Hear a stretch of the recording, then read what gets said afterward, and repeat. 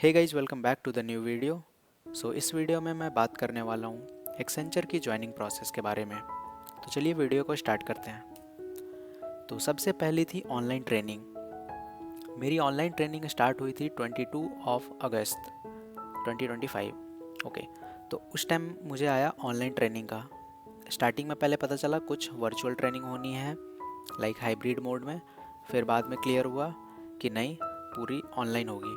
ठीक है, तो ये ड्यूरेशन था लगभग 22 अगस्त से 30 सितंबर तक। उस टाइम ऑनलाइन ट्रेनिंग चली और डोमेन मुझे ऑटोमेटिकली मिल गया था, जो कि रैंडमली बिल्कुल था। मेरा वैसे कॉलेज में डोमेन था बैकएंड, बट यहाँ एक्सेंचर में मुझे मिली साइबर सिक्योरिटी। तो डोमेन कोई सा भी रैंडम हो सकता है। तो ये रही ऑनलाइन ट्रेनिंग की बात।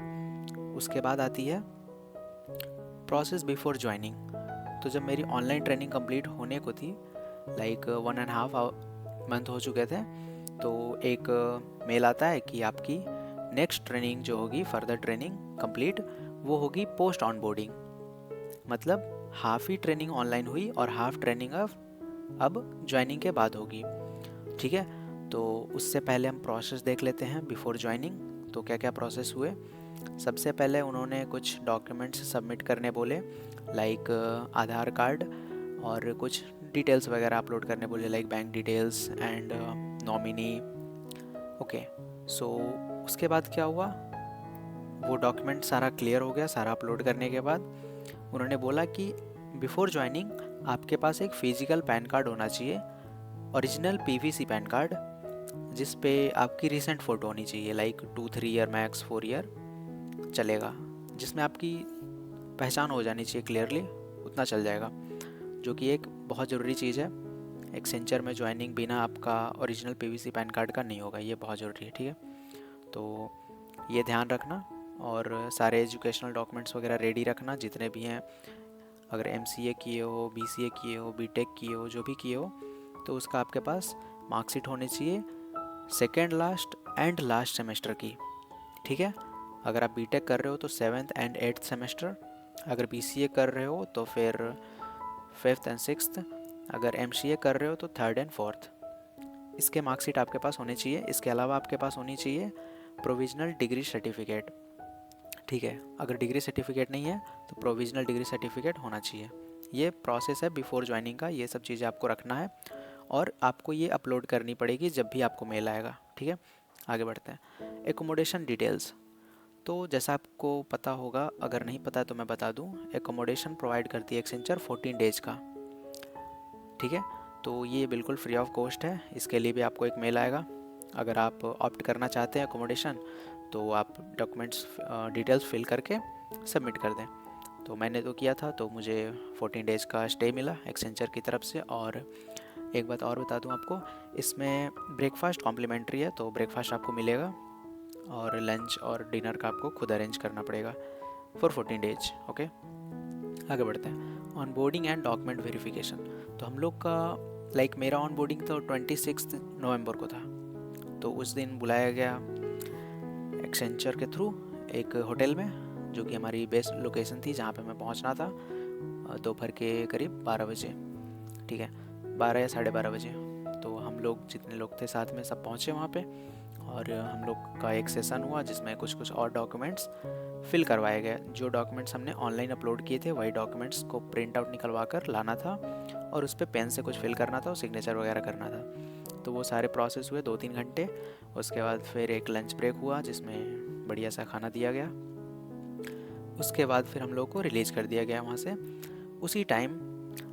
अगर आपके पास सैलरी अकाउंट नहीं है तो आप सैलरी अकाउंट ओपन कर सकते हो। जैसा कि वहाँ पे बाहर में कई सारे बैंक के एम्प्लॉय आए हुए थे, जो कि अप्रोच कर रहे थे कि आप मेरे बैंक में अपना सैलरी अकाउंट खुलवा लें। तो ऐसे आपको कई सारे मिलेंगे, तो आपको जिसमें भी मन हो उसमें आप सैलरी अकाउंट ओपन करवा सकते हो। ठीक है, आगे बढ़ते हैं। Laptop collection day. तो ज्वाइनिंग जिस दिन हुई फर्स्ट डे, उसके नेक्स्ट डे, उसी दिन नहीं, उस दिन नहीं, उसके अगले दिन मॉर्निंग में मुझे एक मेल आता है कि आपको लैपटॉप कलेक्ट करने के लिए दूसरे एक्सेंचर के ऑफिस पे जाना पड़ेगा। मेरा बेस लोकेशन ज्वाइनिंग का गुरुग्राम है और लैपटॉप कलेक्ट करने के लिए मुझे नोएडा जाना था, नोएडा सेक्टर 135। तो मैं गया वहाँ पे, वहाँ से लैपटॉप कलेक्ट किया और फिर वापस आ गया। उसके बाद कुछ दिन का ब्रेक मिला हम लोग को, लाइक 3-4 डेज। उसके बाद मेल आती है एनजेक्स मीटिंग की, जो कि हम लोग की 3rd and 4th of December को थी। तो एनजेक्स meeting basically new joiner welcome के लिए होता है। उसमें आपको कंपनी रिलेटेड और कुछ कुछ, अभी तो हम लोग को एआई रिलेटेड वगैरह बताया गया था, कुछ कुछ फन एक्टिविटी वगैरह होगी। तो ये मीटिंग हम लोग का 3rd को एंड 4th ऑफ दिसंबर। तो 2 दिन हम ऑफिस गए थे, जो कि हम लोग को मिला था बेस्ट लोकेशन जहाँ पे हम लोग को बुलाया गया था। वो लोकेशन आपको मेल में आ जाएगी, आपको जाना कहाँ है। उसके बाद स्ट्रीम ट्रेनिंग की बात करते हैं।